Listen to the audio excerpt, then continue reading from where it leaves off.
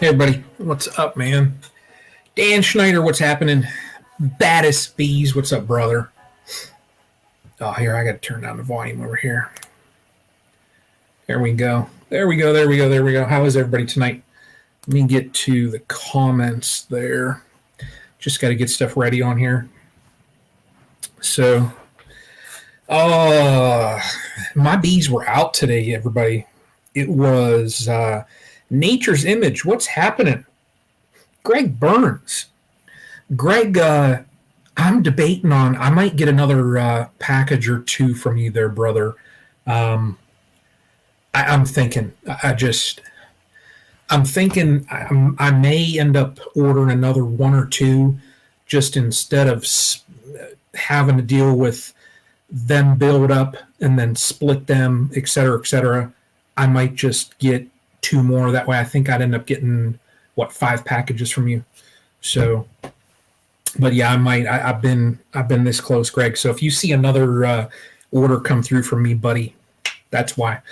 So, and I got enough frames and everything there that I can, I could support it. I got enough boxes that I could support it. So I'm just figuring I might as well just start with 5 packages and get the split from my buddy. So that'd be 6 that I'd be dropping in, plus my one that I have. It's still doing good. They were actually out flying today, and Greg, yours actually. Yours got to be out too, because we've had some good weather. Like today, we had good weather here. I know Trumbull County, Northeast Ohio. So down your way, and you'd be. I'd imagine you'd be what, Southwest Ohio, probably. You got to be getting that good weather too. So, baddest bees, what's up, brother? What's up, man? But yeah, I had to today on my lunch break. I cruised over real fast and had to look, but yeah, the girls were out all over the place. They were East Coast prospecting. What's up, man? Mark Cottrell, how are you, buddy? 86 off road. But yeah, the girls were literally all over the place. I mean, as soon as I was in the drive, one was flying around me, and I'm like, oh my gosh. So, I mean, you all have no idea just seeing that hive still going. So, but I learned my lesson. I learned my lesson from it, and move on. We learn. That's all. So, but yeah, Greg. Yeah, I probably will be doing that, there, brother. So, and I believe I'll have to check on my other ones, but I believe I did the Cleveland pickups. I'll just do the same thing with those other two. So just get a good start. So, and this year, yep, out today. Oh yeah, you saw yours out today too. Hola, what's up, Tim? So East Central Ohio, yeah, I think you're near Zanesville. So I wasn't quite sure what they consider that. So I actually worked in Zanesville years and years and years ago. So did a short little 2-week project down there. So I think you're around Zanesville area. So Jesse Miller, what's happening? How you doing there, Jesse? I like your little Jesse. I like your little emblem on there that I see now. 40 today, foot of snow, open hives, looking good, Dan. That's awesome. That is awesome, brother. Yeah, good deal. So yeah, mine, they were out flying. Blanchard's bees, what's up, man? I know you got warm weather out your way too. Well, you were probably cooler today because we got cold weather coming into Ohio. So you could have kept that stuff out in Iowa there, brother. But yeah, I've yet to crack any of mine. I could have today. I just didn't even really want to bother with it. I know they still have some stores in it. I threw some sugar up top. They've got bringing in tons of pollen. Yeah, I'm starting to see those videos. That's just awesome. I mean, that just means the season's about to be starting here. So, yeah. Yep, you're in Zanesville. Yeah, Greg, that's what I thought. Yeah. I can't wait up here until I start to see it's funny when you become a beekeeper, it's hilarious because you look around and you're looking at when this time of year hits, you want to see those little buds just starting on the trees and that stuff, and it's done then. So you know the season's going to start and you're going to get busy. So, but yeah, I was texting another. Come on, homesteading. What's up, man? I was actually messaged Baddest Bees a little bit ago, and this whole year, one of the reasons why I'm excited, and probably this is another thing that's leading into my decision to get a couple extra packages, um, is because I'm going to be home all year. So I'm excited about this year. So when do you put on Apivar up there? So Tim, I used Apivar my second year. Um, I had it in the fall that year. I forget exactly. This year here, I need to look because I'm going to do oxalic acid, the vape in early in the spring here, and then I'm probably going to throw the Apivar sometime in between. So Bushcraft family, what's up? Um, uh, so I just got to look yet. I still have to iron down like my specific plan as far as what I think. It's just more or less what I think I'm going to do. I still got to iron that out. So yeah, and Jesse, I am so happy that I'm going to be home all year. Yeah, yeah. So Tim, what I'm going to do, and from what I've seen and done a lot of research. Last year I did OA, and I did that right there, 3 treatments 7 days apart.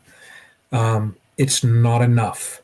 Now, if you haven't seen, there was a recent article out, and I know that Cayman Reynolds did a video on this, but oxalic acid, Buckeye Hunting and Fishing, what's up, man? How y'all doing?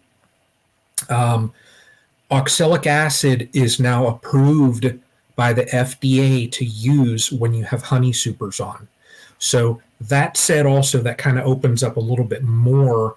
But what I'm planning on doing is, yeah, those 3 treatments. That's exactly it right there.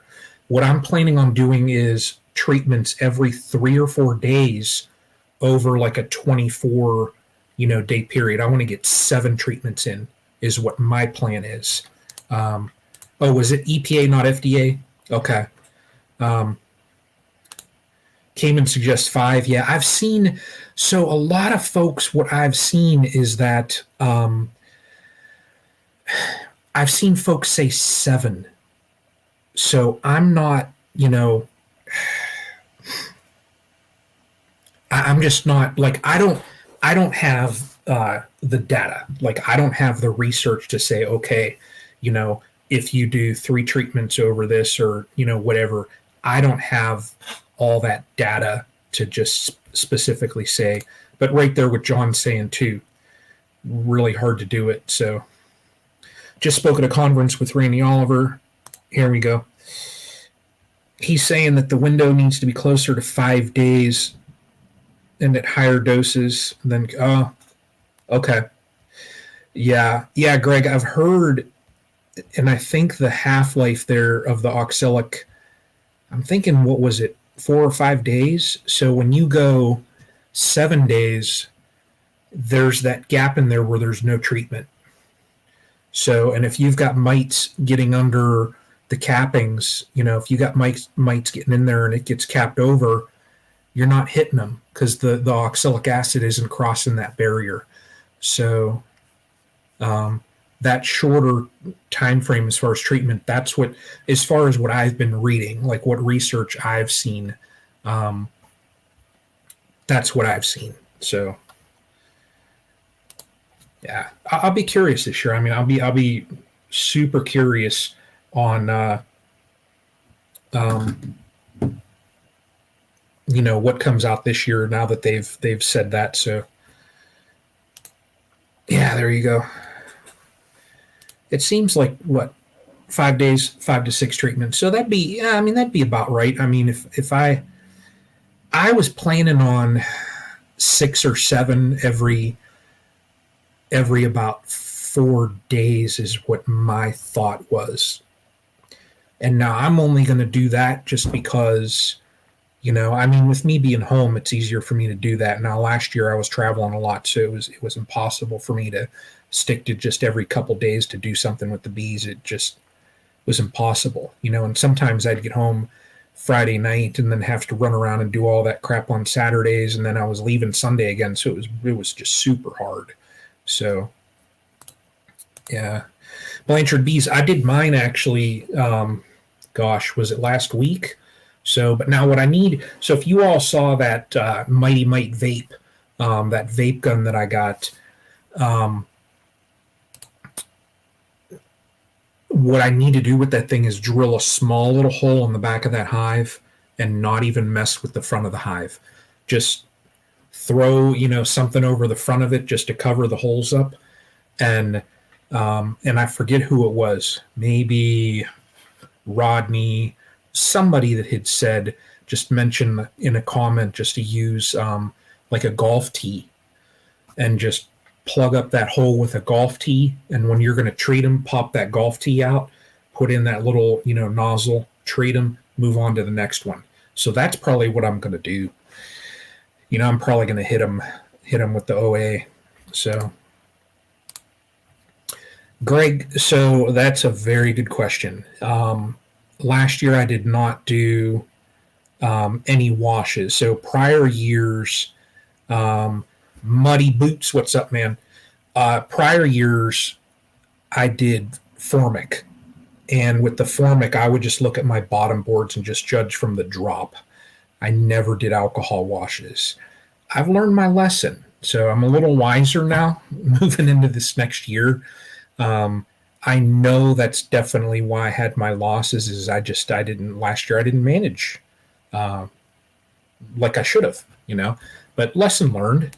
But I'll probably after that treatment, after that cycle, I probably will do a wash just to see, how things are looking. So, but you all, I'm going to. We got a guest here tonight. He knows a little bit about bees. I will say that he knows about farming. He knows all kind of stuff. So let me throw that on there. And while we're all talking bees, I want to bring up my guest. He just popped in into, I don't know, like the backstage more or less. I see his Canadian flag. So we got a Canadian here with us that's going to talk to some Yanks. I know he was watching one of my lives a couple of weeks ago, and I think a phrase that he said is "You Yanks are crazy." So I think we might have eaten. I think it might have been when Kevin and I ate the chip, that Carolina Reaper chip. So, but going to use Apivar as we speak. Oh, okay. Awesome. And Woods Friendly. I might be coming down Carolina way, so I will let you know if I do. But y'all, we got somebody that I'm going to bring up now that blows my mind, that my little old channel here, that I'm going to get to talk to this guy. So I want to welcome Ian. I mean, I don't even know what to say. How are you doing? Good. How are you? How are you, Brian? Wow. Good. You're going to have to apologize. I have to apologize. I have a bit of a delay going on. No, that's okay. I actually we're better now. Before you got on, I was watching a little bit of your I think, oh my gosh, I think it was like a 3-hour chat you did with Cayman. So I was listening to you all talk. So, but yeah, I know you were saying, and the internet gets a little bit spotty and stuff, but that's okay. So a fellow Canadian here, we got 86 off-road saying, so wow. I mean, this Ian, this blows my mind. This does. I just don't even know what to, this is one of those, like, you're a beekeeper and you got one of your, like, celebrity beekeepers that you look up to and watch and everything like that. See, Well, Brian, I tend to watch some of your videos, and I'm getting feedback here. Would you be able to turn down your mic, maybe? Sure. Yeah. Let me turn down the volume there. How's Sorry about that? I found your videos online because I could just go through YouTube and I look for beekeeping videos because I'm interested in that, and I found yours. It's refreshing. As a beekeeper, like I started right with, I don't know, how many hives do you have, Brian? So last year I was up to 8, and I found 2 of the hives late in the season were not queen right. So that was the purpose why I started doing the resource hives. So I just moved those over, and we had a nasty. So at that point I was at 6. We had a nasty windstorm come through, and I think that knocked out one of my hives because they were fine prior to it. A couple days later, they were gone. I didn't even find any dead on the bottom board. It just was gone. So I think that weather, they just kind of said, we don't like it here, so they absconded. Over the winter now, I've lost 4. So I am down to 1. Yeah, I've seen that. So, and it's lesson learned. I mean, and the reason I say that is because I started with, like 22 years ago, whatever, I started with 4 hives, and 8 hives built up to 30, and then I lost everything, and then I, left with 1 single hive, and then built up from that again. And so it's been quite the journey. And the thing that I remember about starting up beekeeping is that excitement, that ambition, and that energy that those bees drive into you, and that initial spark. And I remember what that initial spark feels like, and I kind of you lose it as you get bigger and bigger. It turns into a job and your debt, and you have all this kind of production dynamics and hiring people. And don't get me wrong, but it doesn't have that same initial enthusiasm. So I like going through YouTube and finding a whole bunch of different guys beekeeping, just so I can, receive some of that initial spark again, just to remember, maybe I should just step back a little bit. And, I can't even imagine. Let the bees enjoy my bees again. At the point where you're at, you've got, your site, it says you manage, what is it, between 1,300 and 1,500 hives. I just cannot. Yeah, I would say that's pretty typical for a beekeepers up around here. It's that 800 hives, 1,500 hives, such, and then you get guys up here at 2,500 hives and up to 10,000. Down in the States, I know there's a lot of guys, especially the pollination-directed guys. They have like tens of thousands of hives down there. So I wouldn't call myself a big beekeeper, but I'm a beekeeper that keeps himself busy. Yeah, that's just, I think of that though. Well, I mean, I think if somebody has 30 or so, and just for me, because I just consider myself kind of like that backyard kind of beekeeper guy. I'm just in it for the hobby. I'm not in it for looking at anything commercial. I'm not looking to build to that point of going commercial. So that's why I say, I could not even picture like your typical day managing that many hives. It's just, but yeah, one thing I like to kind of relate this to is I remember, you talk to a lot of beekeepers and they go commercial and their ambition is you get bigger. That means you have to do things bigger, and that means you have to change all in between. And I guess you're right in a sense, but I kind of follow the philosophy when you're beekeeping, it's the same basics that you're applying to those hives as if you're managing 4 hives or 400 hives or 4,000 hives or 40,000 hives. It's those same very basic fundamentals that you have to follow, regardless of how many hives you have. It's just you employ different processes to be able to get all those basics done. And the beekeepers that run into trouble are the ones that forget that, the semis and the forklifts or the easy loaders and barrels of honey, they forget that you got to keep those basics under control. Like you look at the rest of agriculture, we farm 3,500 acres of land and we have about 650 cows. And all the rest, every other aspect of agriculture right now, they're focusing on efficiencies and they're focusing on those basics. Like at our grain farm, we're focusing down to that individual plant. Every single plant gets attention from us. Unlike any other time in history, this whole direction focused down to those very basics to be able to manage efficiencies, manage that individual plant. Yeah, beekeepers are going the other way. Yeah, Saying, no, bring it back here, guys. We got to focus on that individual hive and just multiply it to 20,000 times or something. Yeah, that makes sense. Yeah, and I was listening to the chat that like I said that you were having with Cayman, and there were the three points that the both of you more or less hit. It was the good queens. You got to take care of your mites and feed. And that's where this year I'm going to get into, at least I'm going to hope. I hope that I'm going to try and get into some queen rearing.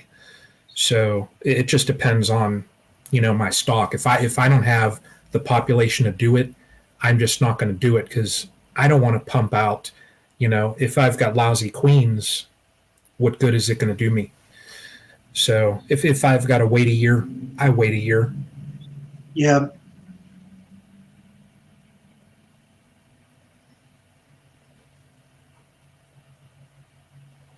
With it a little bit up here, very tight.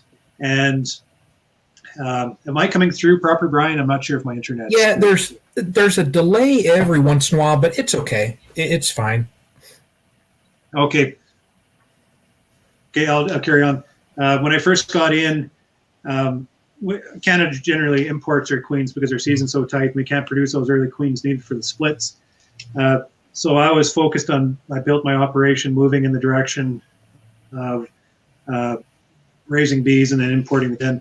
And then I shifted my whole strategy around to rearing my own queens. And one of the reasons was because I had an employee that was able to take on that responsibility because it's extra work. So we dabbled into that and then we jumped right into it. So now I'm a completely 100% self-sustainable queen operation. And just that very aspect of raising my own queens, just taking those steps and just, managing all those conditions needed, added another layer to my operation and just add another layer to my understanding of the bees themselves. Like I say, the very basics of beekeeping is rearing those queens. Because once you start that, you start making mistakes or things start happening. And that's when you start learning. You start learning, oh shit, this is going on because this is going on. When you rear queens, it's very evident of all the mistakes you make because of all those conditions that you're not providing or all those conditions that aren't being provided to make those queens. So I would suggest, buy a queen for sure to help you out. But, don't be afraid at all to get in there and dig around and make queens whichever way you think you can. Doesn't have to be grafting. There's 1,000 different ways to make queens. But if you just do it a little bit, and they're just going to add that layer of knowledge for you. Yeah, and I mean, you can never go wrong learning. That's it. I mean, and especially in beekeeping. I mean, I look at the things that I've learned, especially this last year. Can't go wrong, And as far as my queen rearing, I'm gonna try my hand. Now, one of the beekeepers that I talk to often, he told me that his little one has done grafting. He's like, if my little one can graft, you can graft. So I'm gonna try my hand in grafting. If I fail, then I'm gonna shoot him a text message and say, all right, John, your little one has grafted. Well, I'm an idiot. So, but I'm going to try it. There's one thing I kind of look at Randy Oliver, my mentors. I think he's done a lot of good for the industry, and I kind of look up to him quite a bit because he provides a lot of guidance for beekeepers like me to try to figure out some of this study and all this information up there. And the one thing that he says that I appreciate the most is he says if you talk to a beekeeper that that doesn't say I don't know. So don't listen Yeah. to them, because if beekeepers don't know, we just don't know what's going on in a lot of aspects around here. We're starting to know, but there's so many dynamics, so many things happening out there that basically we are very much in a reactionary position as beekeepers and managing our hives, and we're just going on a lot of the time. So it can't be afraid to say we don't know, because as soon as we can acknowledge that we don't know, then we're more apt to look out for the answers and kind of bring different perspectives in to try to figure things. Yeah, that's so true. I mean, last year I ran into a situation, and it was the first time I ever had it. I had a laying worker, and I knew how to identify it, but I didn't know how to correct it. So I put out some videos. I texted a couple people, and they told me, okay, you need to do this, you need to do this, you need to do this, and it ended up correcting. So there's so much in beekeeping that I don't know. And I kind of chuckle sometimes just because. So can I ask you, or sorry, Brian, this delays, we got about 5-second delay. Yeah. I apologize. That's okay. But can I ask you, one of the last, and you found a bunch of dead hives, and I think you just said 4 colonies are dead, and you have a live one. And what was your I know we talked a little bit on YouTube and chat there, but what was your overall diagnostic of those deaths? It was. What's your plan moving forward on that? I know that it was my lack of treating. I treated. Last year was the first year that I transitioned from formic. That is kind of a sketchy treatment, just because you have to have the temps. You got to kind of judge what Mother Nature's going to do. And if your temps go too high with the formic, then you're going to end up with you could have that queen loss. So I moved away from formic, and last year I used oxalic acid. I got one of the little wands, and I did later in the year. I did like a lot of people say. They say do 3 treatments once a week. Do 1 treatment, a week later do a treatment, week later do a treatment. Where I failed was I should have at some point after done a wash. I should have dug in there and just put forth the work, and did an alcohol wash and just did a mite count. It was my first year with oxalic acid, and I was thinking, yeah, I'm moving into the wonder treatment. I'm good. So part of that, I honestly say I failed, and looking in the hives, I could see, the little mite droppings in there. You got the little holes. People said, look for holes in the cappings. It's just all the signs were there. So yeah, this winter has been fairly unforgiving for any type of mite pressure whatsoever, especially those little bastards. They bring virus in, and depending on how dirty the mites are and how much virus they expose into the bees, it can be a death sentence with not a lot of mites going in there. And that's where, do you think there is brood in the colonies when you treat I'd say part of my failure was I didn't see any, like I was looking for like deformed wing and things like that. And I was just thinking, well, I don't spot any, so I'm probably good. But this year, I'm not going to say probably again. I'm going to get to, I've learned, I'm just going to turn my camera off here to make myself come through. Okay. Yeah, that's fine. But I've learned that I'm going to get to more of a strict schedule for treating. Instead of doing like 1 treatment every 7 days. I've seen a lot of literature. Oh, he got disconnected. We'll wait for him to reconnect. We'll see for him, everybody, to see if Ian reconnects.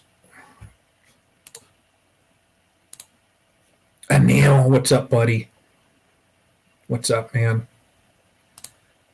Right there, Blanchard Bees. Fake it till you make it, I know. There, you're back.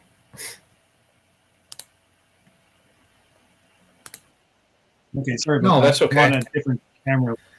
Yeah, no, that's okay. We'll just But let's yeah, see. this year my plan, Yeah. Ian, is I want to get into a more strict treatment schedule, and I've seen a lot of talk that oxalic acid really after it's 4 or 5 days, it just has no effectiveness in the hive. So they say you got to stick to. I've seen, and I don't know what the exact. I need to hammer down in the next week or so and really get that data. I've seen a lot of people talking in here that they're saying treat every 5 days. And do I think it was somebody said 6 treatments? But my thought and what I had in my head was if I can get every 4 days and do 7 treatments, and that way I'm really covering. And then, so that was going to be my spring and in the fall. In between, I was going to hit them with Apivar. That way I get 2 different treatments going. So, but it's Yeah, I don't have a lot of experience. I don't have a lot of experience with multiple treatment of oxalic. The only thing more so, it seems to be more so a contact type treatment. And if those mites, if there's a majority of the mites underneath the cappings, then you're not going to get that full coverage. Because you look at pearl mite when it exits the cell, and they dive right back into the cells within days again. And they so a 7-day treatment is almost too long for that. So I don't know. I'm not going to speak one way or the other with multiple treatments while treated with brood present because I just don't know. But I do know that when I treat my hives as they drift into fall and up here end of October and November, they basically go broodless, and they go broodless for an extended period of time. I do know when I treat the hives with no brood present within these colonies, I do get a real good mite kill as long as the oxalic acid is being administered properly. So it is an effective treatment. Okay. Yeah. Got a question here, and actually, the guy that I'm getting my packages from here in a couple weeks, if that many rounds will affect the queen, he's asking. This is from Greg Burns. Well, isn't that just a good question? That's something that we don't know, but we have work being conducted up here in the University of Manitoba. I think with multiple treatments or with a high dose treatment, it does create, or it seems to. They haven't gone through the full study yet, but there seem to be some evidence leading to it does create some problems with queens later on. So that's still kind of out in the wash yet, but there's looking like a lot of beekeepers will tell you, yeah, there's nothing, oxalic doesn't do anything to our hives, it's very gentle. But long-term ramifications of it, maybe it's changing some dynamics within the colony. I don't know, but I think there's things going on there we're not sure about, so we got to watch. Yeah. Makes sense. I mean, time will tell, Time always tells. And for somebody to say that oxalic doesn't hurt the bees or doesn't hurt the queens, they don't know what they're talking about because nobody knows that yet. There's not a lot of study being actually conducted on that aspect of colony health. So we can't for certain say, is this hurting or is this not hurting, because we don't know that yet. So as beekeepers, we can't be that bold to think, let's put 10 grams in instead of 2 because 10 grams is going to be a better treatment. Well, what does that 10 grams do to your colony further down the line? Those are the answers we need to know before we actually start practicing some of these treatment regimes. So we need to be careful. I know some guys that are treating like multiple treatments, like 10 consecutive treatments and thinking it's not hurting the bees. But boy, if you kind of sit there and say, oh, God, how's that not hurting the bees? Then there might be a chance that it is hurting the bees. So we got to watch that. Because I mean, I've been keeping bees 4 years. This next will be my 5th summer. So last year was my first year with oxalic acid, but how many years has oxalic acid been used? It's been used a long time out in Europe, so it is. There's experience with it out there, and Canada registered it 15 years ago, Okay. maybe something like that. So it's been up in Canada for a little while now. There's a lot of practice with it dribbling. The dribble method, you mix it with sugar water, some kind of I've diluted seen that. solution, Yeah. and you dribble it onto the colony.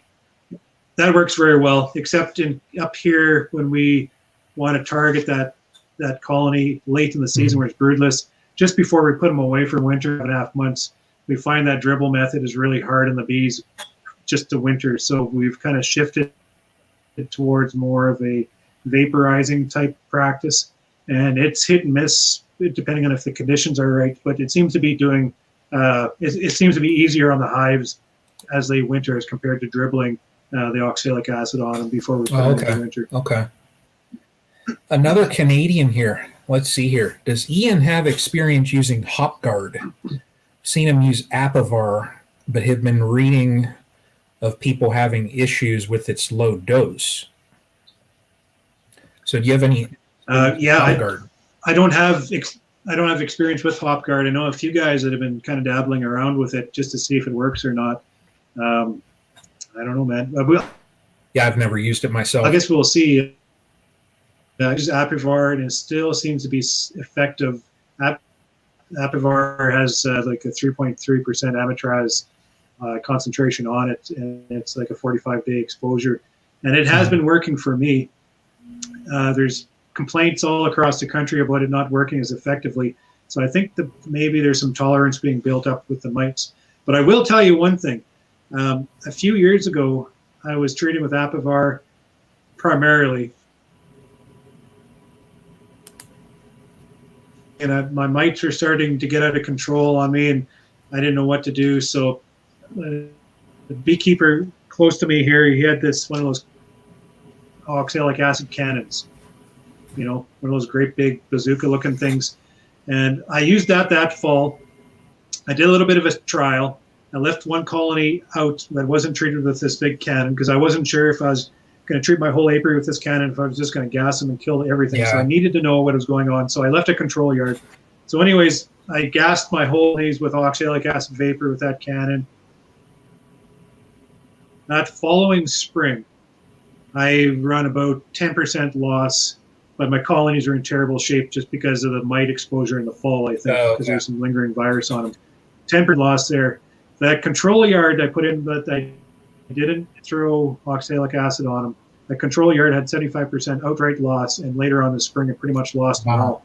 So that told me that oxalic acid pretty much salvaged the bees that I had. And ever since, I've been following that Apivar in the spring and oxalic late before I put them away in winter, end of October. I swear that my Apivar treatment has increased in effectiveness because I'm getting away with one treatment in the spring, and that gets me right until the end of October, where I kind of mop them up with oxalic acid. So it seems to be, the combination seemed to help me out quite a bit, and that's been going on for the last 5 years. I hear that for trends of beekeepers right across the country, where if that Apivar is not working as effectively anymore, then you get that other hammer in there, and get that other hammer in there when it's going to work when they're broodless. Hit them with oxalic, and it's just states are a lot different because there's a lot of guys down there using. Maybe I won't get into this, but there's a lot of guys using amitraz that's not Apivar and at a higher dose. So there's different dynamics that I can't really compare what I'm doing, what you guys are doing down there. Yeah, I go back to my old in a prior career. I worked in nursing, so I get you as far as if the bees are building up a tolerance to a specific treatment. I kind of get that just because I go back to when I worked in nursing, and there's certain like resistant infections out there. So I always think of that. So that's why this year, I have it in my head that I'm going to do Apivar and oxalic acid. I figure, I'm going to, as you said, and a lot of people say, I'm going to hit the little bastards with, a little bit of this, that, and everything. So You know, Yeah. yeah, I got to though, but you live and learn. So we got and this here North Kentucky honeybees. Now I call him my Bosnian friend. Um, there's a sentence. I know one sentence in Bosnian. A coworker of mine is from Bosnia, so he taught me this, and it's of course if you learn anything from a foreign language, you always want to know something bad. So I said it, and he was cracking up laughing. Um, but he's saying here he's planning on going treatment free. So interesting. And there's those out there. I Yeah, I don't have any trouble whatsoever with anybody who wants to go treatment free. I think that's awesome. I mean, we got to push the boundaries. Problems. The one thing I will say to that though is going treatment free, you take on a lot of responsibility, and that is if your colonies do get sick, what are you going to do with them? Because you can't just leave them linger sickness, because that lingering sickness gets spread to everything else around them. So if you're truly going to go treatment free, you got to follow a regime to where either those sick ones, you do something about it and relieve them of the sickness, or you kill them before it affects everything else around you. Because they're going to die anyways if they do get very sick. So if you're looking for that tolerance, if you're looking for that ability to resist the mites of the disease, then find it, but don't hurt everybody else around you or hurt all the rest of your colonies within your apiary. So it's a very specific management practice you have to take. And it's not like a cattle producer. If I'm doing something, that cow is standing in the pen. Mm-hmm. It's not going to affect anything else around them for 2 miles. But that damn beehive, the same beehive, it gets sick and it's going to affect everything else 2 miles around that. So you got to remember that and take the responsibility to be able to do that. But more of the power to you. I mean, give her shit, because we got to figure some solutions out here. And it is exactly by doing that is pushing the boundaries. Yeah. I don't know whether I have enough nerve in me to go treatment free. Well, you look at what Randy Oliver is doing. Like you'll notice, I'll probably talk a lot about him here and there within conversation, but he is trying to prove to commercial beekeepers is, hey guys, we can do this. We can, implement certain strategies to find the breeder queens that bring in that tolerance. And what he's doing is he's shaking every single hive within his apiary, and he's finding the ones that are naturally lower in mites. And simply put, he's just breeding from those colonies. And then he does it again the following year, but he shakes every single colony to find the ones that are mite free. And then the ones that he calls them bombs, those ones, they get an automatic treatment just because they're going to pollute everything else around there. And he's finding there's certain bees that are just more susceptible to foster mites because they're really good at raising mites within their colonies. And there's certain colonies that are very good at suppressing the mites. And I asked him one time, I said, well, what's that exact mechanism? What's that mechanism that the bees are implementing to be able to find the tolerance to counter the mites? And he looked at me. We're at the convention at Kelowna in BC, and he looked at me and he says, I don't care. He said, why do I care? All I care about is they're handling the mites. I said, well, a good point, but I'm kind of curious what the mechanism is there. He says, we'll probably figure that out, but first thing we got to do is the bees have got to sort it out. We got to figure out what they want to do, and then we got to build on top of that, right? So I think that's an interesting strategy. No, I mean, that's... If somebody asked me if they're like, hey, the bees are taking care of the mites, and they would ask me how are they doing, I don't know. They just are. Yeah, I'm sure in time, they'll figure it out with research. Yeah, there's there's grooming, there's hygienic. Yeah. Maybe the bees are. A very interesting thing I heard Randy say, here he was saying something about Randy, but was it Norway or Sweden? But they found that oh, maybe I shouldn't even talk about it because I don't know what I'm talking about. Go ahead, because half the time I don't know what I'm talking about either. Apparently, the mites, they use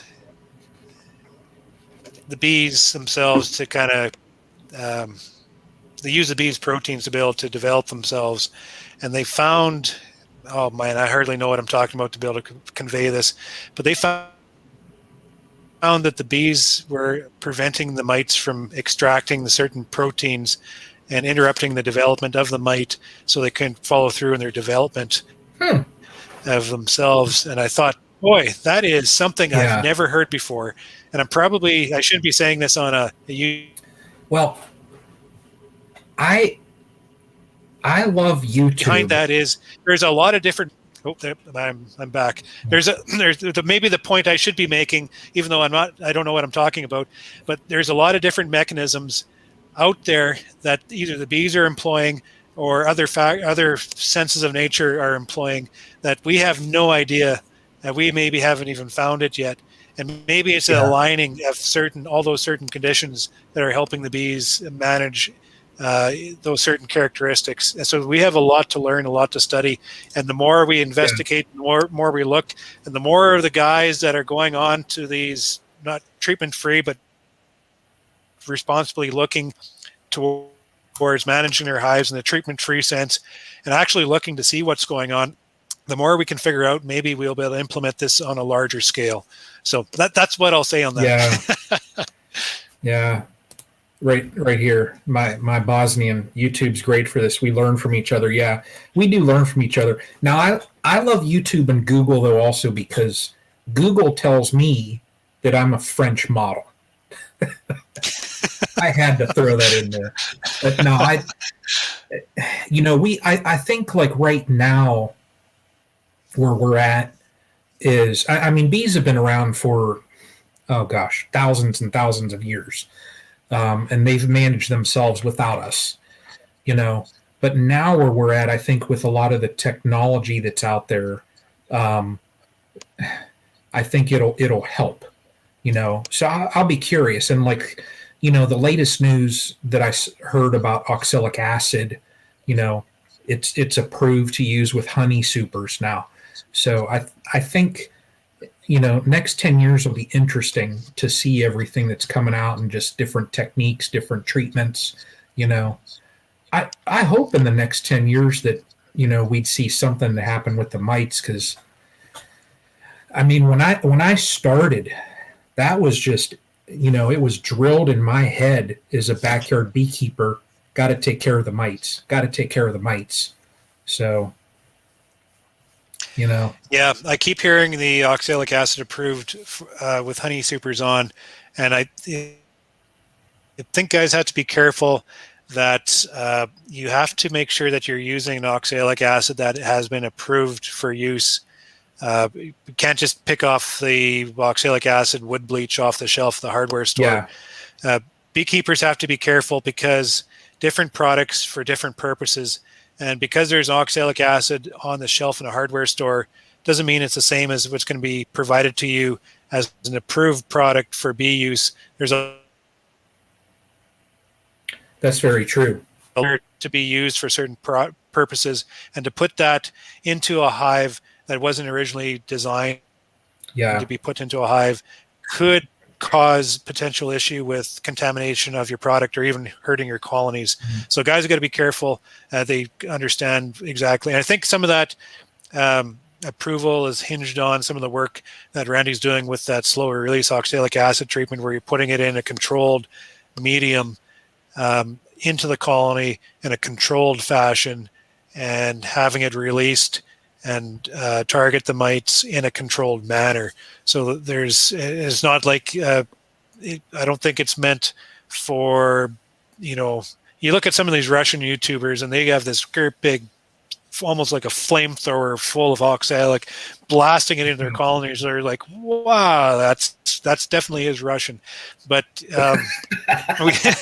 we have to watch exactly what we do and proceed accordingly. Yeah. So the best thing that people can do in that regards is to reach out to your extension like we have provincial apiarists down there, down to your state apiarist or your inspector, whoever, and just get some good advice from them.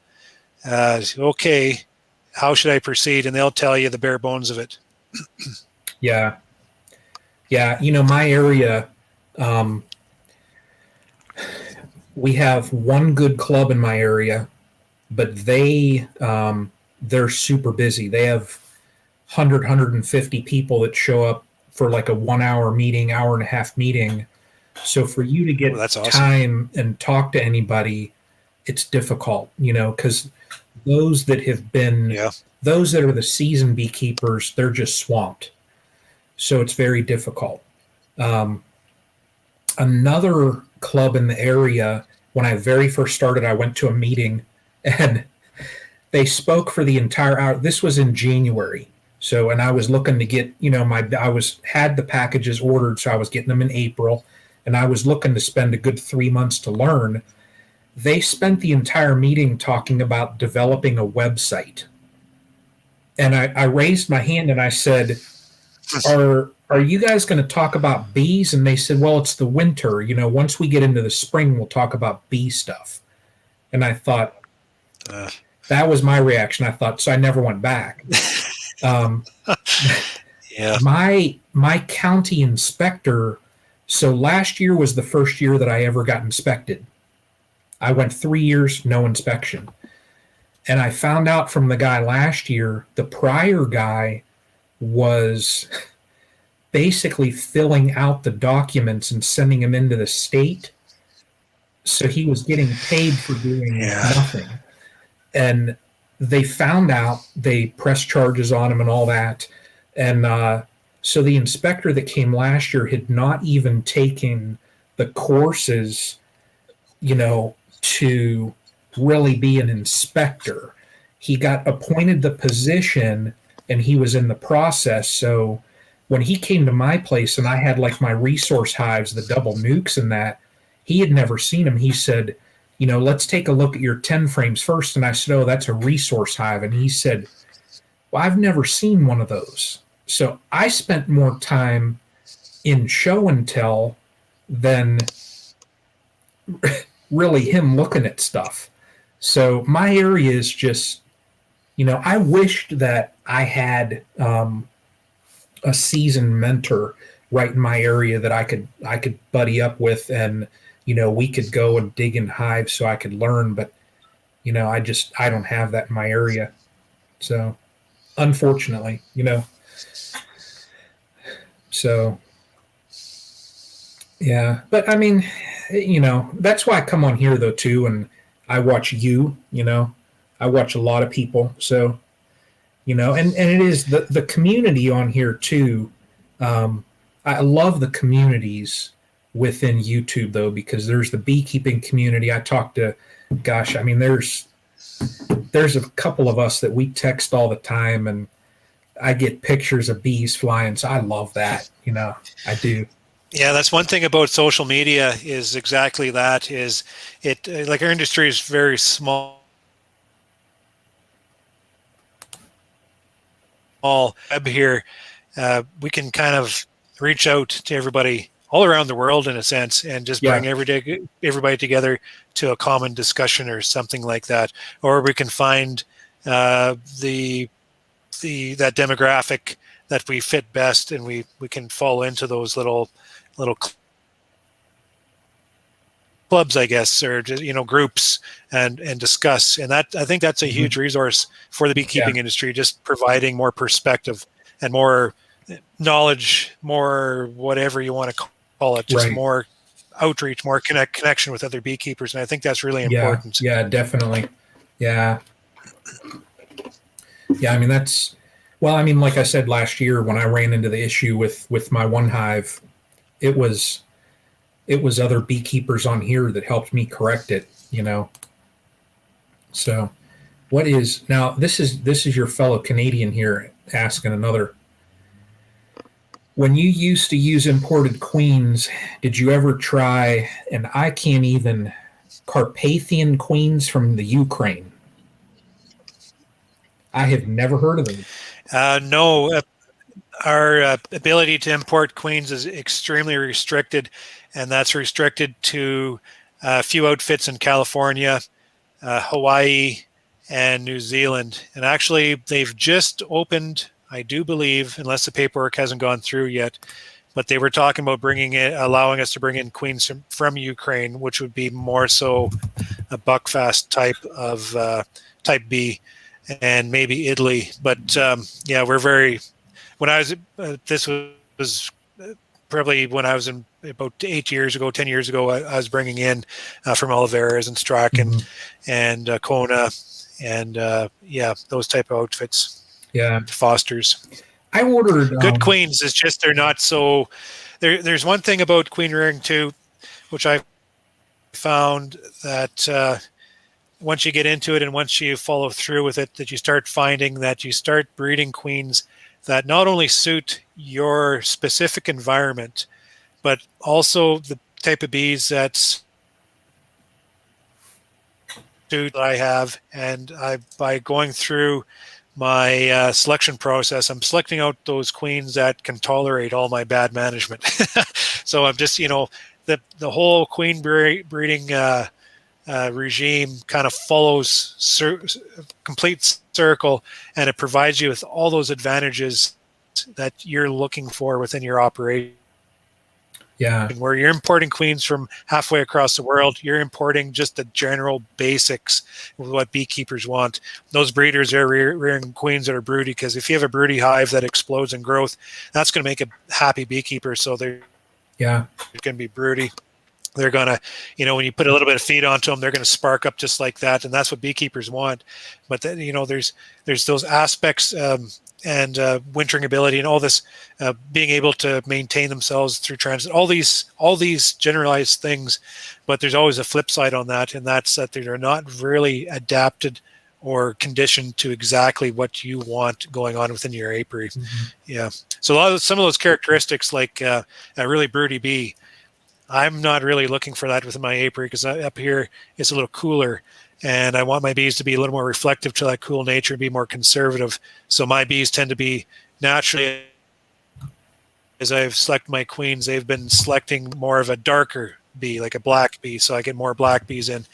My bees respond to feed and such, but they don't just ignite like that. They use it and they grow nice measured development. Like I winter indoors and I keep them inside for 5.5 months. So the bees that I raise up here, they have to be able to tolerate a 5.5 month holding everything in their guts for that extended period of time until they can put them outside. Where maybe in California, those queens are flying a lot of the time throughout the year. So all those different characteristics that are being bred for, it doesn't necessarily match. So when you incorporate your own breeding regime, you start, pulling out all those little characteristics that you want. Very true. Yeah.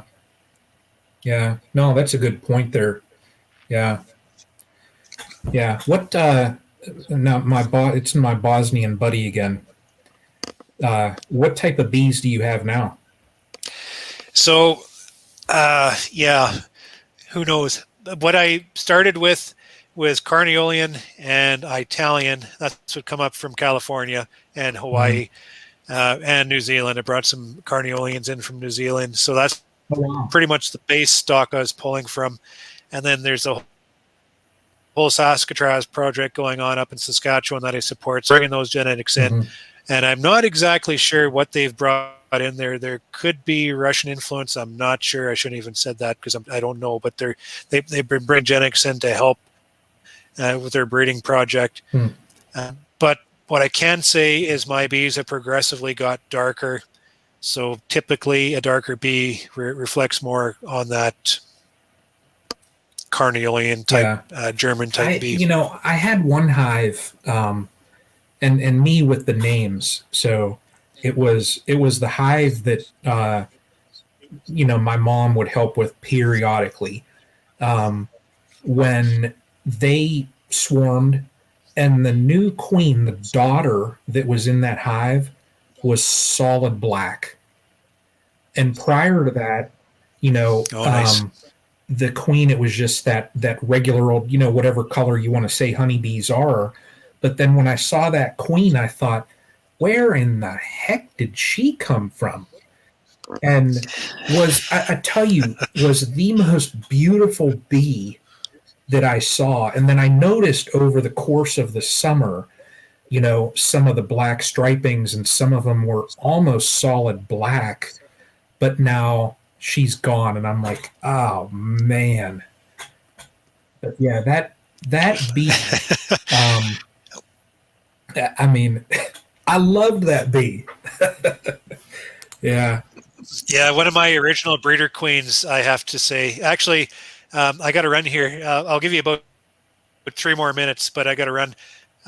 But what was I saying? Oh, the original, when we first got into breeding my bees, we picked this Carniolan from Kona Queens, and she was alive in my operation for 3 years, and she is always producing. Like, I tag my colonies and such, so I track them for performance on a basic level. So I knew that she was doing good, and we dug down there. She's still going, raising this terrific nest, and she had a little worn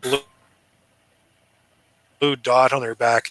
I said, let's pick this one. We're going to breed from this one, and we called her Blue. So whenever we see a queen that resembles Blue, because she's a very distinctive black markings on her, and she's very, very distinctive when you look at her, and she's throwing the same traits as their daughters come throughout the consecutive years. And we're like, oh, there's Blue. So I name my bees it's too. Funny. So I know you got to take off. Last question here, and this is, it's a Canadian question. Do you use Tim Horton cup for everything, or is every sip nothing but Tim Hortons coffee? Yeah, I am. If you know Canadians very well, we love our Tim Hortons coffee. So I will say I do love Tim Hortons coffee, and every once in a while I mix something special in it. Yeah. We had in my area here, we're just polluted with Dunkin' Donuts and Starbucks. We had a Tim Hortons open up, and they were, packed. They were there for about 9 or 10 months, and the employees showed up one day and the doors were locked. And they just, no reason. So Tim Hortons came in, really? They said, here's what you Americans are missing, and they ran off. Oh, that's too bad. If you come up to Canada, Brian, whereabouts are you anyways? A little bit south of Cleveland. Oh yeah. Okay. I'll have to mark you on my calendar. I have a map here. Every place I talk to beekeepers online or conventions or they fly out, I put a tack. So I'm going to be on the map. Yeah, you're going to get a pin right in there. Pin your farm. Just below Cleveland, you said? If you look for, I'm just outside of Youngstown, Ohio. So, and I tell you an easy way to find it, if you draw a line from Cleveland to Pittsburgh, I'm right in the middle. Okay, that's getting a pin then. Okay, I got to run. I have. I ran to the house. I seen your email. I said, "Oh yeah, I just about forgot." Then I had a meal shower. Come back down to the honey house here because I have to plan for a meeting I'm tomorrow. So I got to get some business done. But it's a pleasure speaking to you, Brian. And we will keep in touch. And we can we'll find each other on YouTube. Yeah, definitely. Ian, again, thank you so much. And I appreciate the time. I do. So it's awesome to be able to talk to you. So. Yeah, keep up the good work, and I appreciate the energy you put into all this. So, thank you so much. Yeah, all right, Ian. Wow. How's that, everybody? Talking to Ian. Wow. That's, whew. I like that. So, Tim Hortons. Greg, I know we like I said, we had a Tim Hortons here for like a couple months, and then it gone. So yeah. Oh man. So let me do this. Anyone else in here, do you want to pop up real quick and chat? If you do, I'm going to throw a link in here. I tell you, some of I learned so much, that's one of the things, like I said, just about YouTube. And I'll tell you, like those in here too. Greg, thank you so much, brother. Yeah, I appreciate it. And Greg, whether this channel does anything or not, I just want to show bees. That's all. So that's it. A year ago I had 16 people watching me, and now wherever it's at now, you know, I just want to show bees. That's all. So yeah, Dan. I mean, I've watched his videos for a little while, and I just thought, I mean, why not? I'm gonna send him an email and see if he'd want to join in and chat. And yeah, he did. So I appreciate that. I do. I do. I mean, taking time out of the day, and he is. I think on his site I was reading. I'm looking at the comments in here. He has like 500 or 600 cattle, plus all of the hives. Plus he's got 3,500 acres at his family farm. So just the amount of time, that's involved in all of that. But that's why I appreciate just the little bit of time that he took out. So it just, yeah. So that's awesome. I mean, giving back to the community and everything. That's awesome. So, beautiful adventure. So I'll tell you what, I know one in here that did earlier, Baddest Bees. I texted him earlier and he was out putting out swarm traps. We're not like in my area. It's still too cold yet. Today was only the second or third day that my girls were actually out. So, I haven't even cracked them open yet to see if there's any drones in them. So I don't even know as far as that. I don't know the amount of brood that's in it yet. So, and Neil, you're funny, buddy. You're funny. So, and yeah, Mark, he's super, super busy. So, yeah. Middle of April, yeah, Mark, we are, so I'm a little north of you. So, we would probably hit end of April, Mayish, I think, in my area. So, hey, Bradley, no, that's no problem. I know. I was talking back and forth with. Oh boy, Greg. What's up, man? How's it going? Jeez, oh man. I get everybody that I watch and all these people that I see in these videos. How you doing?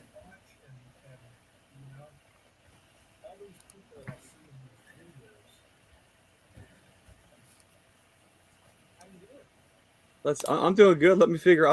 I hear you twice. Let me figure out where that's coming from here. Let me shut the one down here. So yeah, have you ever been on StreamYard? No, is this the first time? Yep. So mute the YouTube channel. Oh, and then you won't I see what you're saying. Okay, mute the. Yep. Okay.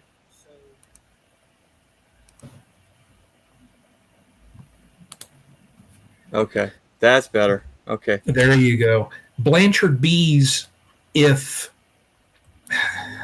I'll dig through one of mine that's still there, and if I can find it, I will let you know.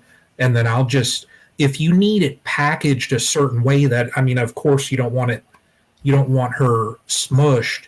I can always get like a bubble wrapping in that and send it out to you, but I'll let you know. So yeah. Greg, how you doing?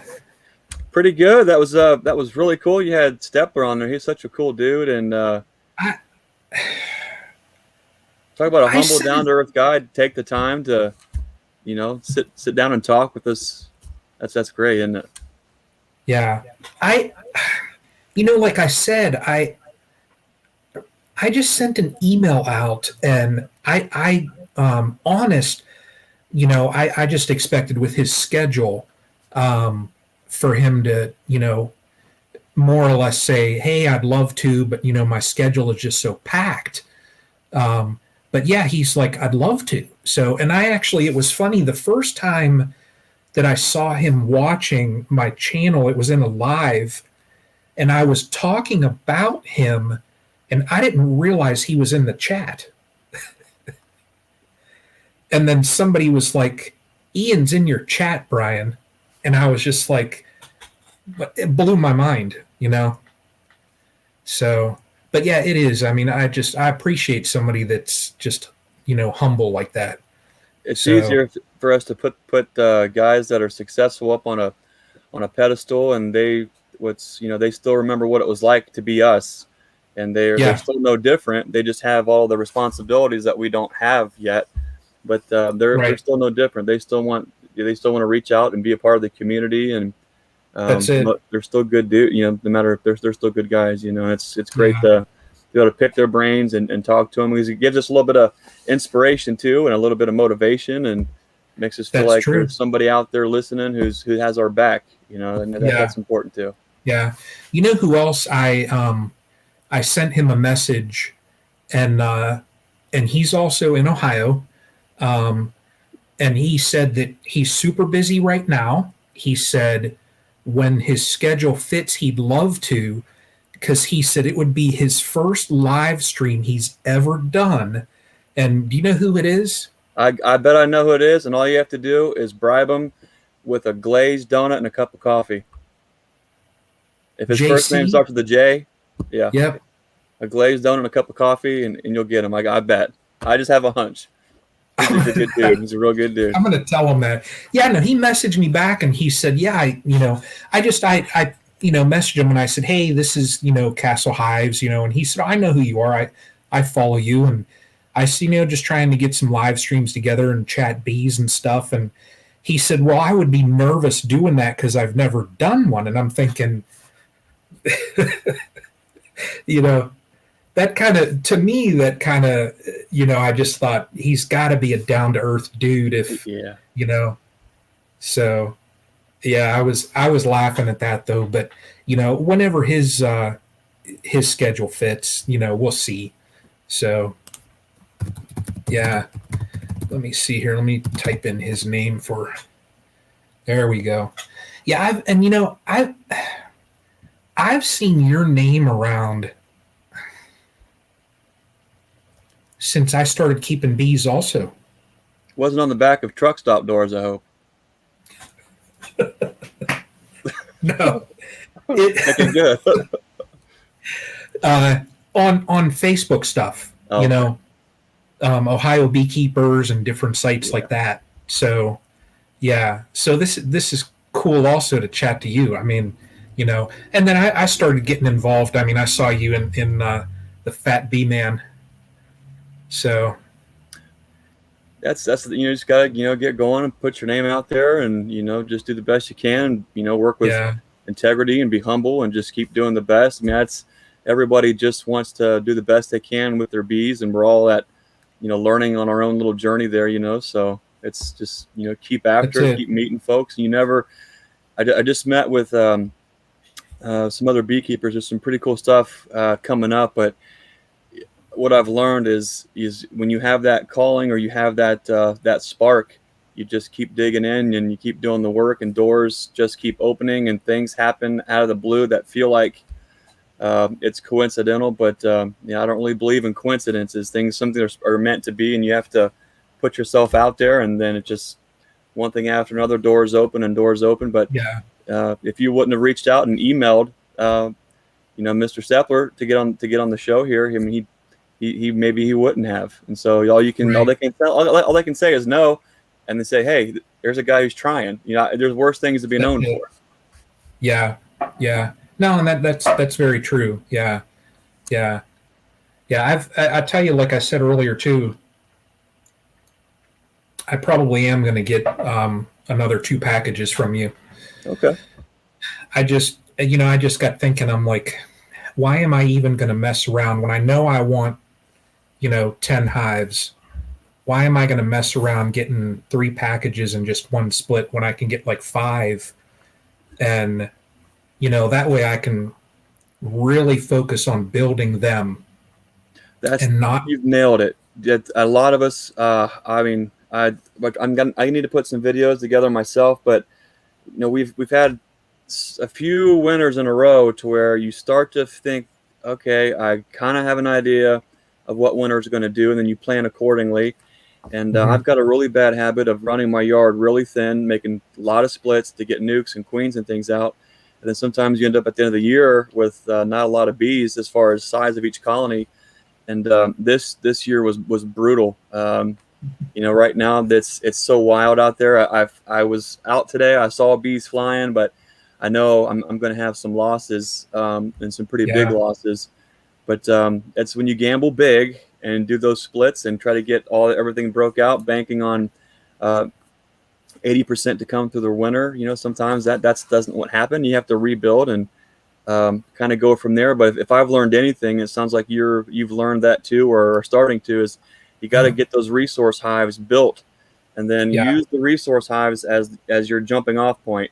Only break off from there what you can afford to lose, and then if you do yeah, that, you're good. That's the old commercial beekeeping kind of mantra. I met with some guys down in Florida last week, and they say only send bees to almonds if you can afford to lose them, and if you can, then great. It can have massive dividends, but it can go south and you can lose. So yeah, that's smart, building up those resource hives. If you want to get wild, you might try something that's worked out really good for me in Ohio, and it might what's work out that? really good for you. Um, I've taken a package and I've split it 3 ways by adding 2 more queens. You have to babysit them a little bit more, but Hmm. if even a package split 3 ways at the end of April will definitely can build up and be big enough to go into the wintertime. It's risky, it's fun. You can split a package in 2 and add a queen. That works out good Yeah, too. Or you play it safe and just do a package, build it up, and then experiment next year. There's all kinds of things you can do depending on I what you want to get into. I thought about that. I didn't think about splitting it into three. I don't know whether I would probably lose sleep over that You because would. I I'd want to drive over to where my bees are, probably every day, and I'd drive my wife nuts, with going to check the bees. Um, but to split it in half, I had thought about that because I thought, well, you still have a good quantity of bees A lot there, of bees. you know, and I was thinking too if I would put them into a nuke and so that they're in more of a confined space so that they don't have to really protect and Right. keep warm. I use 8 frame boxes, Okay. so I thought, well, 5 frames to manage is a lot easier than 8.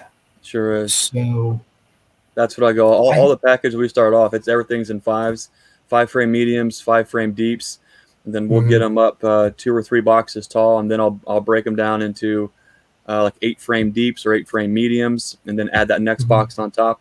It's a little bit of a buffer. There's something about giving them too much room. It sounds weird, but it's almost like it demoralizes them when there's too much of a space for them to protect, to keep warm, to do their thing. So if you're yeah, going to fool around and get wild, you definitely want to do that in 5 frame boxes or queen castles. Work out great where it's an 8 frame box yeah, divided 3 ways or a 5 frame in 2. Those are good ways to. There's so many. There's always more than one way to pluck the chicken. It's just a matter of how you're going to eat it. You got to figure out for that's yourself. it. Yeah. Yeah. Have you ever played around with those pro nukes, those I just plastic boxes? I was at when I was down at to see Cayman Reynolds at his conference. There was a vendor there, and I picked up a bunch. And I primarily did it because I've kind of got this bad habit of getting attached to the boxes that I build, and I've got the bad habit of the boxes that I build for nukes to go out. I hate to see them go out because I'm one of the few nuts who keeps my bees in 5 framers all year round, and most people think this is a beautiful box. I'll use it maybe for this or for that, but they're going to go home and put them into 8s or 10s, and so they don't really use the box. So I bought the Oh, Pro okay. Nukes this year to just have a good way to transport those deeps when we deliver the nukes across Ohio. Those Pro Nukes I think are going to work well for that. Where I don't like them and where I wouldn't consider using them is any kind of long-term beekeeping. I only like them just to move them, get them going. Yeah. My mentor, though, his son, the Fat Bee Man, his son Steven uses he likes the Pro Nukes a lot for deeps, but Oh, really? for transport, What? Now, one of my buddies in here, so his way homestead, Brian is ignoring me. So we have this habit, Greg, where there's a couple of us that have a group text.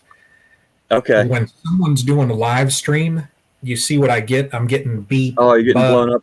Buzz. Well, they'll sit there and we text each other. When I first seen you do the StreamYard thing, you were over on Layla's homestead. Is that what it was?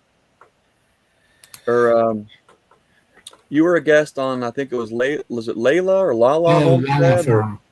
Okay. Lala Farm. Yeah, and then so that from what I can remember, it was like a father and a son. They had a couple other people as a team fielding the comments and keeping things moving. And here you are trying to do everything all at once. I'm sure your buddies there on your text are like, "Hey, we're still here." But yeah, so we do that to each other though all the time though, because when Doug, his way homestead, when he's on there, we'll literally be blowing up each other's phones, and I'll send over those gifs of like squirrels.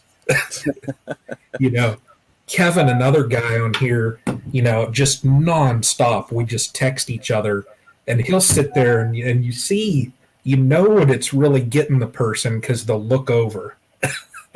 Right. All in fun, Yeah, all in fun. But yeah, will you all have queens that early? Oh, you mean for April for the packages? Yeah. Lord, no. Those are coming straight from Don Kuchenmeister, the Fat Bee Man, from North Georgia, and then those bees will come from his yard in Crawfordville, which is kind of like central Georgia. No. So I'll be bringing queens up from him. I'll have a couple hundred queens for folks along the route, but I won't be. We try to start grafting about mid-April, depending on the weather, and then so we've got about 15 days, 16 days from that time before they hatch, and then everything. Then we let them mate and make sure they're mating well, and we can actually make sure this year is going to be pretty different though. I'm thinking about taking down off the website that I probably won't ship queens. It's probably just going to be for Ohio pickup only. Oh wow! Shipping is getting so bad. USPS, UPS, they're being delayed on average 3 to 4 days, and you can't rely on that. Now you're going to be overnight shipping on stuff, and then everything's being sanitized, so there's higher mortality with all that going on. So I think this might be a year where I just kind of sit back and not sit back, but just build up my yard nice, make queens for me and for local Ohioans, and kind of go from there. But I won't have any queens from our stock available on that package run. I was debating on going down for like a Saturday down to Dawn's and just to go through some lessons there. It's just a matter of it's so far. Well, I've been a student of his for about 5 years, working in all of his yards. I know I'm a little bit closer. I'd be happy to show you what I've learned from Don. There's definitely some tricks to kind of pass on there. But if you can make it down to see him, I mean, it's definitely worthwhile. But it's like a fire hose. You be prepared to be mentally and physically wore out quick. There's a lot going on there for sure. Yeah. I was just thinking about it, and the only I still I'm tossing it around in my head. The only reason why I'm still kind of tossing it around is just because I'm home this whole entire year for work. Yeah. I typically do consultant work, so I would typically be on the road Monday through Thursday or Monday through Friday. So I'm only home. I'd get home Friday evening and have to leave Sunday again. This year I'm home all year, so that means I can play with the bees all year. Yeah, that's going to be huge, and that could be a great year for you. So. Yeah, Doug, I'll see you, brother.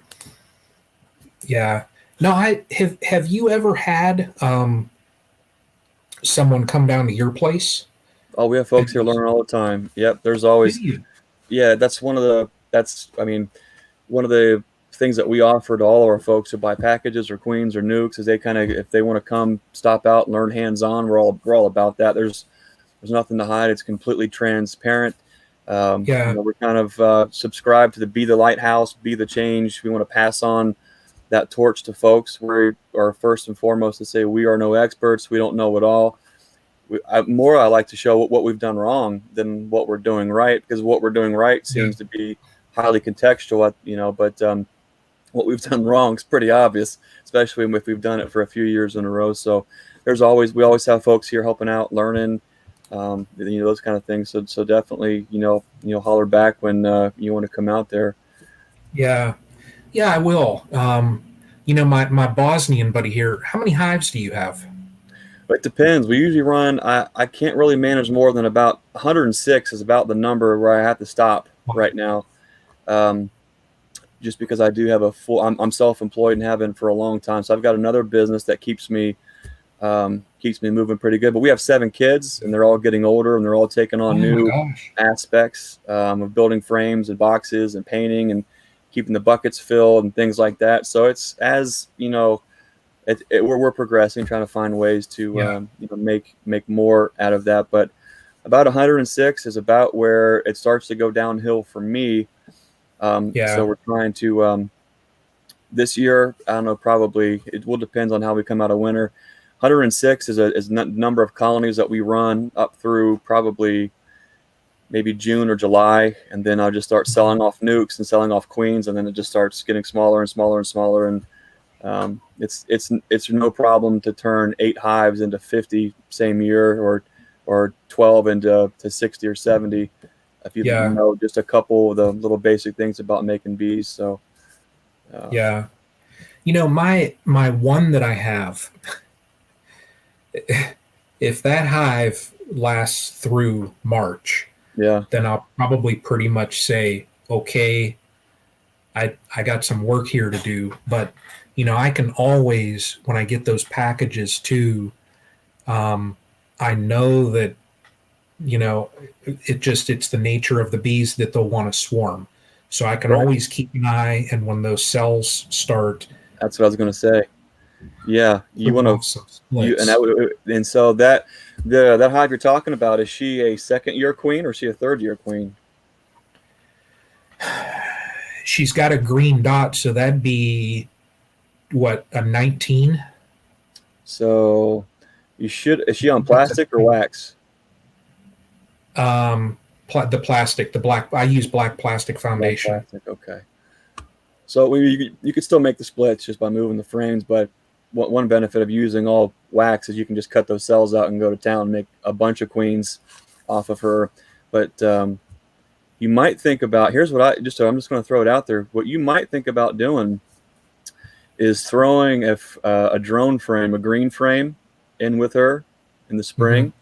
To help get drones that are from her, and then also throw in a sheet maybe throw a sheet of wax foundation in there, and let her draw that out. And there's some things that you can do with the wax foundation. Is once they draw it out and she starts to lay in that bottom part, one easy trick you can make a lot of queens from is that when they're on, I guess you could do it on plastic, but you would destroy it. But on wax, when she's laying across that bottom part of that wax, you can just cut you a 1-inch strip all the way across, and then flip it up and smush it up into the top bar of your frame, and then drop that in. Let them draw queen cells from that. They can make as many as 30 queen cells from there. Go in there, grab 4 or 5, make you some splits, and then the main thing everyone should do. I'm going to go on a soapbox, but I won't. We should all be working on making our own local queens from our own yards, especially. Ian hinted on it. If we can keep the genetics moving forward that are able to withstand and adapt to us, we're the biggest problems here. If they can get by our poor management, those are the ones that we all should continue to move forward, because that says something. Yeah, and like that one that I have that made it, that's the one that I would like to carry on some of those genetics just because they made it.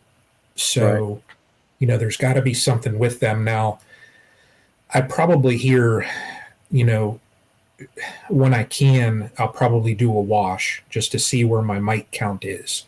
Yeah. But I plan on treating. I mean, I learned my lesson from last year. I just, but I have a plan in my head and I'm going to move forward. But I was thinking also, I mean, yeah, when I see those cells develop, I can pull off, my number this year of what I want to get to, I want to get up to 10. Yeah. Now, if that fluctuates a little bit higher, if I go to 12, I'd say, yeah, that's still manageable. I mean, it's 10 and 12, really, that's such a small number, Yeah. So NKY might be an early swarm year. Don't know. Bringing in a good amount of pollen. Yeah, he is just across the river into Kentucky. Oh. So Florence. Yep, and that's it. Florence, Kentucky is where he's at. And I found myself yesterday. Do you know what map I was looking at yesterday? Was the hummingbird migration map. Oh yeah. Where are they at right now? I've seen stuff. They're almost into Tennessee. Oh really? So that's why I was kind of like, maybe a couple weeks. I don't know. But now there was only like one or two sightings. It wasn't like, there was a good amount of them. But I only saw, and it was like a self-reported site that I saw. Yeah. So do you guys, where you're at, you mentioned, Ian, you're up towards Youngstown, so you're only, maybe an hour and 20 minutes northeast of me or so, up 75, and then a shot to the east there. For here, usually we'll see like a real sparse flush of dandelions. Sparse. That's when everything starts to trigger because the ground temp is hitting 50. The maples will start to bud, get really red and swollen. That's when it starts to get, kind of real exciting. But for here, like when talking about queens and things, they already have it figured out. They're not waiting on your grafting schedule. They're doing it based on the weather. And usually here it's about apple blossom time is when you can do no wrong. It seems like, so I'm sure, do you have something like that up where you're at that's an indicator for you that here we go, let's start, let's get going? I'll look at the dandelions, of course. I mean, that's like a clear indicator. I mean, when I see the first couple popping, but then like the maples and that I keep an eye on too. So, and I've already, when I was over at my mom's earlier, she's got a couple maples at her place, and I'm walking around pulling down sticks, looking at stuff. And my wife's probably thinking, what the hell is the idiot doing now? Right. He's looking at sticks. Dinner. Yeah, but a couple weeks, I think in a couple weeks, honest, I think, and truly, I think by the time you run, the packages, I think we're going to be pretty much underway. It's perfect. A lot of folks are delivering packages the end of March and the 1st of April. I mean, we have two routes, and the first route is going to be the first weekend is Easter, so the second weekend of April, and that's still too early. If you go to wunderground.com and look historically, I mean, there's times we're in the 20s and 30s up until the third week of April. The third and fourth week of April historically have just been spot on to where you have that feeling where that zing in the air and everything starts to change, it just starts to green up, and you might get just enough to pop. That's been about the perfect time, at least for us, to get packages going, because the bees just any earlier, which we're going to bring some in earlier, it's a little bit more riskier, and they tend to just kind of stall a little bit until the end of April anyway. So it's like I'm not sure there's much benefit of going any earlier than that, but the end of April, and then you're northeast of me, so you're another, you can be 3 or 4 days even behind where we're at, but where you guys were at last year, I seen you had a pretty, in some areas in the northeast, pretty decent black locust, where you get down Tuscarawas County south, down in towards me in Muskingum County, there was nothing. We got hit with the frost, and there was no black. And then, as you know, it's this huge early flow. Yeah, that's interesting that you say that though, because south of us got nailed, like with the cold and the snow, where like the one that's in Florence, he had 10, 11 inches of snow, I think. Wow. We got like 2. So looks like Russell Cooperman says spring moves north 100 miles per week. Interesting. Yeah, that is 100 miles. That's interesting. Huh. So you're probably 100 miles north of me. So I was thinking 4 to 5 days. That's about. Well, yeah, I guess that would be about right. Mm-hmm. That's interesting. So 100 miles south of me would be that'd be Cincinnati. Yeah. Huh. Interesting. Good tip there, Russell. I'm gonna keep that in mind. Yeah. You know what'll end up happening is I'm going to get on a map now and look at where like the hummingbirds and things are, and I'm going to be looking at mileage. Like, all right, what am I going to predict out? Yeah, that's interesting. It doesn't really change anything. Hopefully you've got your woodenware ready. You got your dead outs cleaned out. What you could salvage off them, you can. You've got your drawn comb. Your staged, ready to go. And once you get the packages, boom. You just take off. You know what I actually did? I spent this past weekend. I cleaned all the rest of my frames, just trimming up, any comb that was built down off the bottom, and the propolis. I scraped some of that and cleaned everything up. My boxes that were actually wooden, I did that Shoshugi bond where I burned them. Mm-hmm. And then I tongue oiled them, and I went over and I checked on those again today as well. And I mean, if I ever buy another wooden box, and I probably will, I'm going to do that. It highlighted the grain on that on the wood. Yeah, it's pretty. It's just amazing. But yeah, I'm ready. My one hive stand, I need to move, and I'm actually going to tear it all down because I have it screwed together. Mm-hmm. So, but yeah, I'll be ready probably in 2 weeks. Nice. So, yeah, and that's the thing. Like I've been telling people though too. Right now is the time that like in our area in Ohio and all that in the Midwest, where we're almost getting into the season. But you got to prep your equipment and get everything ready because when it starts, there's no time. I'm not going to have time to run to Blue Sky because I go to Blue Sky Bee Supply. It's half-hour drive for me. Yeah. I'm not going to want to run to Blue Sky because I need boxes and, worry about putting them together and all that. Well, I seen, I think you mentioned that you got a huge boost from, what was it, Prepper 101? Yeah. So I don't feel like I'm probably talking out of turn to where you might be tied in with some folks that are more preparedness minded, I'll say. If so, then a lot of us allegedly have been watching prices of lumber and things like that kind of skyrocket. So if you're waiting until now to buy your woodenware, you might wish you'd done it sooner. The sooner you can get in and do that, the better. I was thinking on. I don't know if I need any more wooden boxes, but the one thing that I am going to build is I want to build a horizontal hive. Mm-hmm. And that's more to get my mom back involved into the beekeeping because that's why I started. My mom wanted to get a hive, but she's to the point now, she's 70. So for her, and she has an old wrist injury where she can't lift over 10 pounds or so. So I was just thinking, the horizontal hive, and the NKY honeybees, he actually built a couple. My one other buddy, His Way Homestead, actually emailed me plans for a horizontal hive.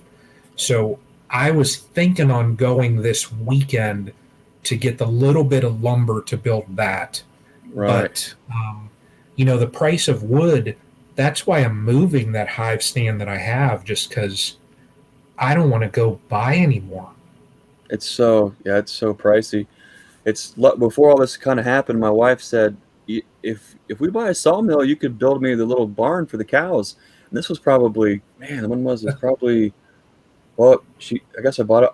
I bought myself the birthday present was a sawmill. That was mid-June of last year, and that was right before the price hike went through the roof. Like, now, no sooner we got the sawmill back and started getting some lumber cut, and then there was massive shortages. So bought a couple of 4x4 tree, and they were double from. Yeah, it's no joke. You start adding it up. You can't afford to do anything unless you have a sawmill, which is absolutely bonkers how that all worked out there. But I like the idea of the horizontal hives to kind of experiment with, especially if you want to keep the weight down and you can still engage. And I think it's a lot better option than trying to fool with a top bar hive right off the cut too, because at least it's adaptable. You can move your length stuff in there. But NKY honeybee, I'm thinking that means Northern Kentucky honeybees, and he or she's probably not too far from the Frankfurt Dayton.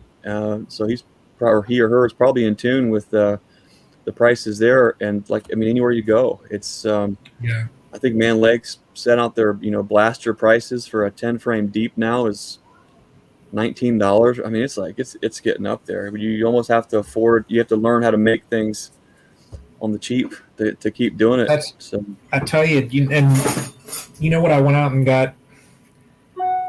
I went and got a router today and I bought a table saw last year, but that's it's going to get to the point that I'm going to start building. So you never stop. And you seem made up with the beekeeping too. So if it's not building this part or that part, you'll be building, shim feeders and these bottom boards or these lids. There's always that. One of the best things I think I did is when I first got started, someone wanted to trade me all their equipment for a half a hog, and I, was thinking bees would be cool, and so it was a good thing, and it was just a bunch of old 10 frame and 5 frame stuff. But I realized real quick I didn't want to go that route and wanted to go a different way. And so right off the cut, I just learned how to build all my stuff. And it's been nice because if you want to do something different, if you want to put a bucket feeder on or drill a different lid or make a lid or a bottom or this, you can automatically thinking outside the box, literally, because, you can, there are no rules, you just do what fits for you and your context. So I'll be interested to see what you come up with on your horizontal hive there. Yeah, the horizontal, I already know for the lid, I probably want to get some type of like a hinge that, what do they have? Like those gas cylinder ones, so it kind of takes some of the weight. Right. Like for a truck box or something, yeah. Yeah, that way if she wants to, go down and I'm not around, that she can easily just one hand just lift the lid up and, it'd be easy for her. So, but here soon, I'll probably get the wood this weekend. Just depends on the temps. I think Saturday we've got 34, and then gas struts. There you go. That's it. Gas struts. Yep. I think Sunday I saw it was only going to be like 39, so I probably won't. I'm not going to pull out table saw and all that in the 30s. So, but I'll wait. I mean, I got a couple weeks yet. I've got, I think, about 6 weeks, 7 weeks. So,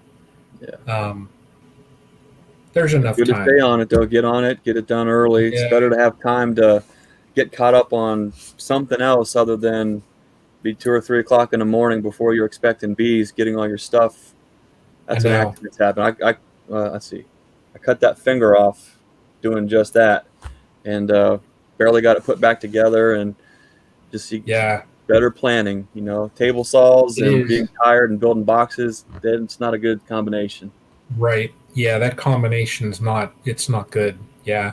That's funny because last year, some of the videos that I had last year, this finger here, my middle one, I cut the tip of it off with a knife, and being boneheaded, I was putting a new light in my little grow room and for vegetables, and I had the wiring, zip tied just to keep things neat. And I grabbed my SOG knife and went, with that to Oh, cut a zip tie. And instead of walking out to the garage and getting, my wire cut or whatever, I grabbed this, had my hand around it, and I went like that. And it took the tip of that finger clean off. And I looked and I thought, oh, shit, And I come upstairs and I told my wife, I said, I got to go to the ER. And she's like, what? And I said, I cut the end of my finger off. that hurts too, right there, all those nerve endings. Oh boy. I tell you, it that pain from that took me to tears. Yeah. When the doc was messing with it, trying to get the bleeding to stop, I looked at her and I said, can you please just give me something? Because I was done. But yeah, being tired and messing around with tools and stuff, not good. Well, Brian, So, I appreciate being on here, and I always enjoy chatting back and forth with you. So yeah, I'll be sure to stay in touch and follow you along and enjoy watching your channel explode. And looking forward to seeing That's you here funny. before too much longer. Don't be a stranger. You come on down. I'll show you everything I've done wrong. I will. I tell you, I'll reach out and set up some time, and I could easily buzz down over a weekend. And I would love to learn some things from you. I would. Sure. Sounds So, good. Yeah, that's awesome, Greg. I'll talk to you. Thanks Okay, for we'll thanks catch you guys for dropping later. in. Okay, have a good night. Yeah, We'll take see you. care. How about that, everybody? All kind of people. Wow, this night's been this awesome night, man.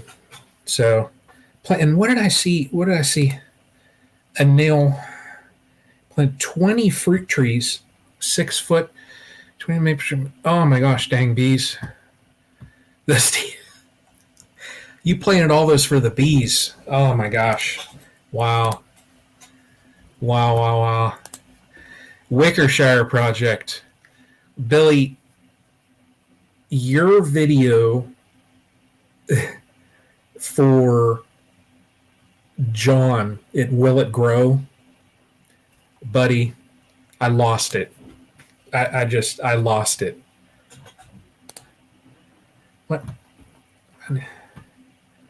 What'd you find now? Wow. And Dan, I see, did a class for beekeepers last year. One guy can only count to 7. Oh man. Lance, hey, thank you. Appreciate that. Yeah.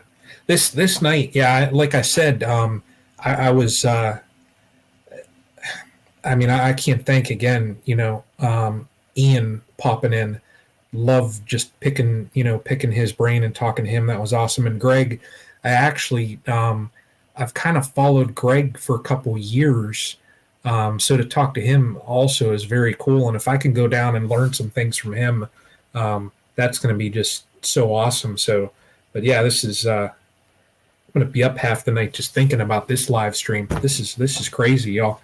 So this is where a beekeeper is all, like a, what did somebody say? Like a girl talking to the favorite rock stars. So that's awesome. But you all, I tell you, it's hour and almost 50 minutes I've been on here. I got to get a couple things done here around the house. Those that have been in here, I cannot, I've said it before, but I cannot thank you all so much again. Doing a video, I got about 300. Oh my gosh. Wow.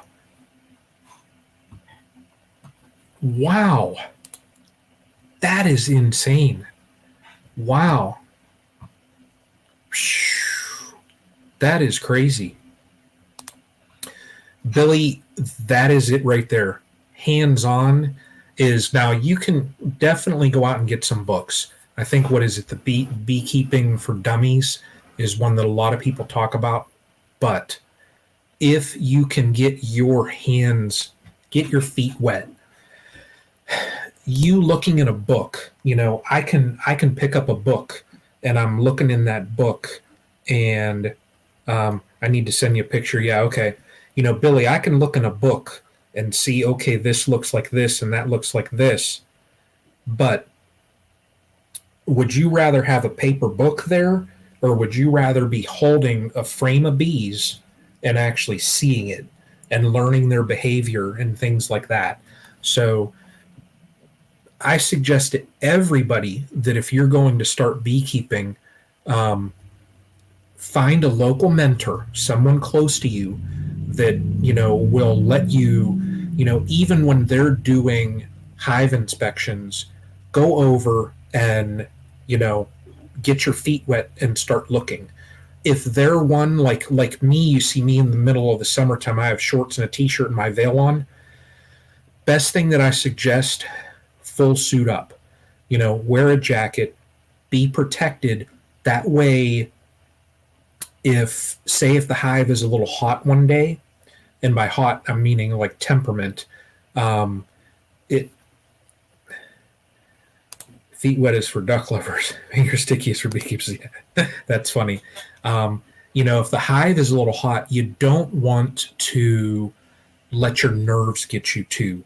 If you get 50 bees, all hovering around your head, if you were in shorts and a t-shirt like me, you'd get kind of nervous, So Sonny's place, what's happening? Congrats on 1,000. Everybody, congrats. Sonny's place there broke 1K yesterday. So, but yeah, Billy, jump in and get your feet wet and actually hands-on is the best experience. That's why like Greg there saying, hey, come on down and he'll show me some stuff. I asked the Fat Bee Man, so I messaged him about Kai Farm. Hey, I saw you come in. Appreciate you popping in here. I learned beekeeping, was just watching all kinds bee videos, trying to understand the thought process and doing various intrinsic methodologies. Yeah, and that's Kai Farm. That's how I learned too. Like I said earlier, I didn't have really any mentors around here. So it was this, talking to people on here and watching loads of videos. So yeah,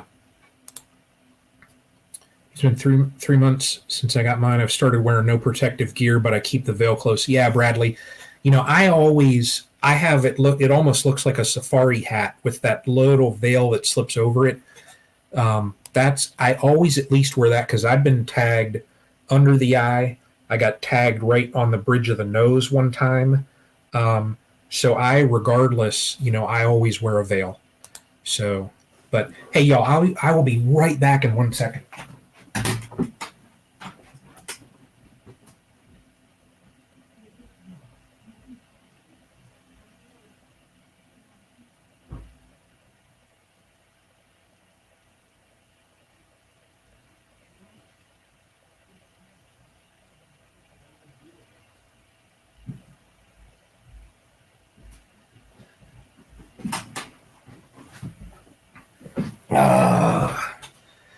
All right, I'm back. No toilet break. No, I'm in trouble. I was supposed to do the dishes, and my wife did the dishes. So, yeah, Billy. Like I said, get your feet wet there. Kai Farm. I'm not allergic, but never like getting stung. Yeah, that's like me too. I'm not allergic, but I hate getting stung. So, yeah, I'll be curious if you see my email. Well, my email's in my about page. Go, just shoot me an email. Shoot me an email over. So I'll put it in here though too. Let me see here if it'll let me. I think it did it.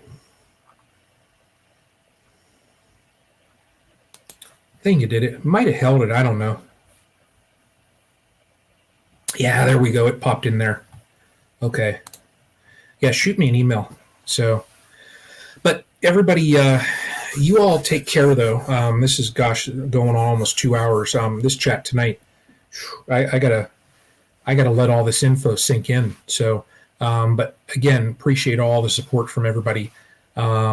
Next week, so those that are in here, hopefully we're going to have on a guest talking about top bar hives. So that'll be very interesting. I'm just, curious to learn about the top bar hives. So, yeah, Bradley, thank you, brother. So, yeah, appreciate you guys stopping in. Kai Farm, Jamaican friend there, buddy. You take care too. So, but Dan, you have a good night also, and everybody in here, have a good night. Billy, you take care, brother, and I'll be talking to you. But everybody have a good night.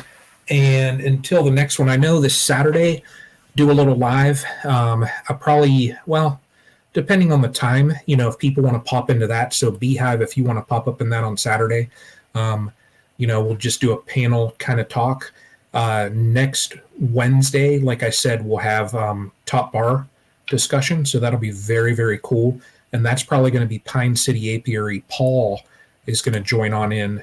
So, but look for those, and everybody take care. So Lone Star Pioneering, I am about to head out for the night. So appreciate you stopping in though. But like I said, everyone, y'all take care. And until the next time. So Lone Star Pioneering, if you want to go back earlier, I think about the 15-minute mark, had Ian Stepler, Canadian beekeeper, talked for about 45 minutes. We chatted back and forth. And then Greg Burns also was in here. We were talking, some beekeeping stuff. So very cool live stream tonight. So pretty crazy tonight, actually. So, but, oh, no, that's okay. So Brian's beer's getting warm. Billy, I got code red here, buddy. Or no, this is, what is it? The cherry ginger ale or whichever. And it is getting warm. So, but you all take care. Here very soon, we're going to get real busy here at Castle Hive. So, plenty of stuff coming up. But till the next time, y'all.